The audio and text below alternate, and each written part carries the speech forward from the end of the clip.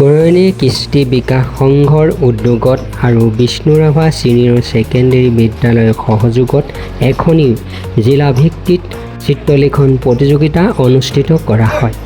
চিত্ৰলেখন প্ৰতিযোগিতাৰ শুভাৰম্ভণি কৰে বিষ্ণুৰাভা ছিনিয়ৰ ছেকেণ্ডেৰী বিদ্যালয়ৰ অধ্যক্ষ প্ৰকাশ শৰ্মাই। চিত্ৰলেখন প্ৰতিযোগিতাখনি অনুষ্ঠিত কৰা হয় বিষ্ণুৰাভা ছিনিয়ৰ ছেকেণ্ডেৰী বিদ্যালয় প্ৰাংগণত। সময় দিনৰ 10 বজাৰ পৰা 1 বজালৈ আৰু 100 ছাত্ৰ ছাত্ৰীয়ে উক্ত প্ৰতিযোগিতাখনিত অংশগ্ৰহণ কৰে। কেন্দ্ৰৰ উদ্যোগত আৰু বিষ্ণুৰাভা ছিনিয়ৰ ছেকেণ্ডেৰী বিদ্যালয়ৰ সহযোগত যি চিত্ৰ অংকন প্ৰতিযোগিতা আমাৰ ইয়াত আৰম্ভ কৰিছিলোঁ এইবাৰ প্ৰথমবাৰৰ বাবে। আমি যথেষ্ট সংখ্যক ষ্টুডেণ্টৰ আশা কৰিছিলোঁ, যদিও গ্ৰীষ্মবন্ধৰ পৰিপ্ৰেক্ষিতত ছাত্ৰ ছাত্ৰীসকল বিভিন্ন স্থানত যোৱাৰ বাবে আমাৰ 100 মানহে ষ্টুডেণ্ট হ'বলৈ সক্ষম হ'ল। তথাপি খুব সুন্দৰভাৱে পৰিচালিত হৈছিলে এই অনুষ্ঠানভাগ।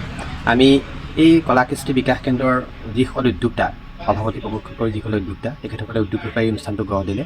এই অনুষ্ঠানটো আজি ইয়াত আয়োজন কৰি আমি তেখেতসকলক সশ্ৰদ্ধ প্ৰণিপাত জ্ঞাপন কৰিছোঁ। আমি আশা ৰাখিছোঁ অহা বছৰতো তেখেতসকলে এনেধৰণে অনুষ্ঠানবিলাক পাতি ছাত্ৰ ছাত্ৰীৰ বৌদ্ধিক বিকাশৰ লগতে শাৰীৰিক মানসিক সকলো প্ৰকাৰৰ বিকাশত তেখেতসকল সহায়ক হওক। আৰু তেখেতসকলৰ আমি বিভিন্ন অনুষ্ঠানৰ মাধ্যমত দেখা পাইছোঁ তেখেতসকলে শিক্ষাৰ লগত জড়িত বিভিন্ন অনুষ্ঠানবিলাক পৰিৱেশন কৰি অনুষ্ঠিত কৰি বিদ্যালয়সমূহত ছাত্ৰ ছাত্ৰীসকলৰ বৌদ্ধিক উত্তৰণ ঘটোৱাত সবল ভূমিকা গ্ৰহণ কৰিছে। আমি তেখেতসকলক আমাৰ ইয়াত আমন্ত্ৰণ কৰি আৰু আমি ইয়াত সহযোগ কৰি যি সুন্দৰ পৰিৱেশ এটা সৃষ্টি কৰিব পাৰিলোঁ বুলি ভাবিছোঁ হওক, তাৰ বাবে আমি তেখেতসকলৰ কৃতজ্ঞতা জ্ঞাপন কৰিছোঁ। আশা ৰাখিছোঁ ভৱিষ্যতেও তেখেতসকলে তেনেধৰণৰ অনুষ্ঠান পৰিচালনা কৰি আমাৰ বিদ্যালয়ৰ লগতে অঞ্চলৰ আৰু বিভিন্ন অঞ্চলৰ পৰা ছাত্ৰ ছাত্ৰী আহিছিল। আমি এই চেগতে সমূহ বিদ্যালয়ৰ শিক্ষক শিক্ষয়িত্ৰী সকলোকে অৱগত কৰিব খুজিছোঁ। বিগত বছৰত যেনেধৰণে আমি অনুষ্ঠান পাতিম, সেই অনুষ্ঠানসমূহ আপোনালোকসকলে সহযোগ কৰিব আৰু অনুষ্ঠান সাফল্যমণ্ডিত কৰাত সহায় কৰি আৰু এই কলা কৃষ্টি বিকাশ কেন্দ্ৰৰ যি তেখেতসকলে উদ্যোগ লৈছে, সেই উদ্যোগত আপোনালোকেও সাধু জানিব বুলি আশা ৰাখিছোঁ। শইকীয়াই কৈছোঁ, কৰণী কৃষ্টি বিকাশ সংঘৰ মই সম্পাদক চিনিতুল শইকীয়া। আমি এই চিত্ৰলেখন প্ৰতিযোগিতা ভাগ আমি 2024 বৰ্ষতো আৰম্ভ কৰিছিলোঁ।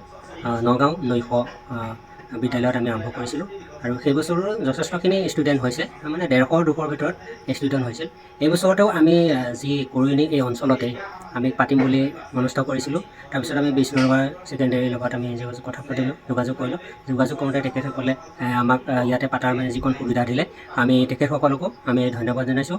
আৰু এই কৰণী কৃষ্টি বিকাশ সংঘৰ উদ্যোগত আৰু বিষ্ণুৰাভা ছিনিয়ৰ ছেকেণ্ডেৰীৰ সহযোগত যি অনুষ্ঠানভাগ অনুষ্ঠিত আজি হৈ গ'ল, তাৰ লগতে মই এই বিদ্যালয়সমূহ প্ৰধান অধ্যক্ষ মহোদয় প্ৰমুখ কৰি সকলো টিচাৰসকলক মই ধন্যবাদ জনাইছোঁ।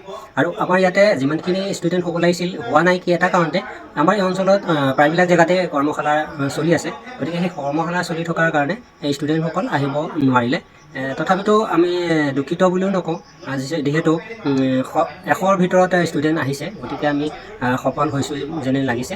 আৰু এই বছৰো আমি এখন চিত্ৰলেখন আলোচনী, যিহেতুকে ছবিটো আঁকিবলৈ দিছোঁ, দিয়াৰ ওপৰত আমি তেওঁলোকক লিখিব দিছোঁ। সেই লিখনিৰ ওপৰতে আমি যিসকলক আমি পুৰস্কাৰ পাবলৈ সক্ষম হ'ব, তেওঁলোকৰ লিখনি আৰু ছবি লৈ আমি চিত্ৰলেখন আলোচনীভাগ প্ৰকাশ কৰিম বুলি ভাবিছোঁ। গতিকে আমি পিছৰ পৰে আমি সেই আলোচনীখন প্ৰকাশ কৰিবলৈ মনস্থ কৰিম। গতিকে বৰ্তমান এই বছৰ যিখিনি চিত্ৰলেখন প্ৰতিযোগিতাৰ কাৰ্যসূচী হ'ল, আজি ইমানতে অন্ত। ধন্যবাদ।